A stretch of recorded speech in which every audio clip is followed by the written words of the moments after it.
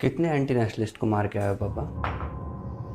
बाप से जुबान लड़ा रहा है। पापा हो ना मेरे, इसलिए तो जुबान लड़ा रहा हूँ। सरकार थोड़ी हो जो आपसे जुबान ना लड़ा सकूँ। वैसे भी इस लाठी पर खून लगा है तो क्रिमिनल्स का ही होगा। खून हमारा भी बहेगा तो इसी लाठी पर लगेगा। अपनी रील्स की दुनिया से बाहर निकल के टीवी न्यूज़ भी देख लिया करो।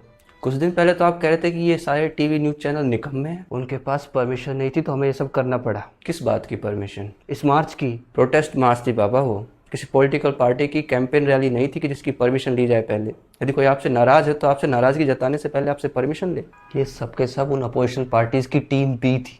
सारे नेता लोग इन बच्चों को भड़काते, बरगलाते और फिर पिसने के लिए छोड़ जाते हैं। आप यदि ऐसा समझते हैं फिर भी आपने, हमें ऊपर से ऑर्डर्स मिले थे। ऑर्डर्स डंडे बरसाने के थे, पर वो डंडे कितनी तेज बरसाए जाएंगे वो आपके हाथ में था पापा। ये आजकल के बच्चे भेड़ चाल के चक्कर में सिर्फ ट्रेंड को फॉलो करते हैं। जब उन बच्चों को समझ में आएगा ना कि जो उन्हें भड़का रहा है वो उन्हें बचाने नहीं आएगा, तो अगली बार खुद किसी के बहकावे में नहीं आएंगे। और अगर यही बात वो आपके लिए सोचते हो कि आप बहक गए हो तो उनके सोचने से मैं हो जाऊंगा क्या?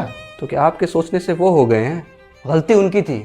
वायलेंस भीड़ की तरफ से शुरू हुआ था। पुलिस वाले सिविल ड्रेस में क्या कर रहे थे पापा? वो पुलिस का सिस्टम है लॉ एंड ऑर्डर मेंटेन करने का। तो फिर ये तय कौन करेगा कि शुरुआत किसने की? क्योंकि भीड़ में तो प्रोटेस्टर भी थे और पुलिस भी।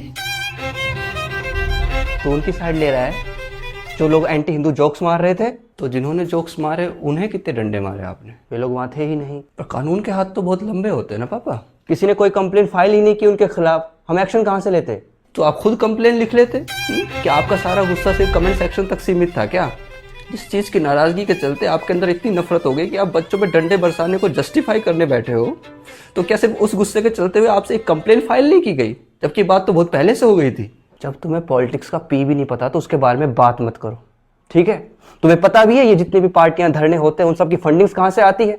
बात तो सही है आपकी, ये इन्वेस्टिगेट होना चाहिए। यदि फंड आ रहा है तो कहाँ से आ रहा है? पर पापा 12 साल से जो पार्टी सत्ता में है उसको जो हम पैसे दे रहे हैं, जो वो फंड्स कहाँ जा रहे हैं, क्या उसकी इन्वेस्टिगेशन नहीं होनी चाहिए? उस पर कभी सवाल नहीं होना चाहिए? बेटा क्यों बहस कर रहा है? डर क्यों रहा है?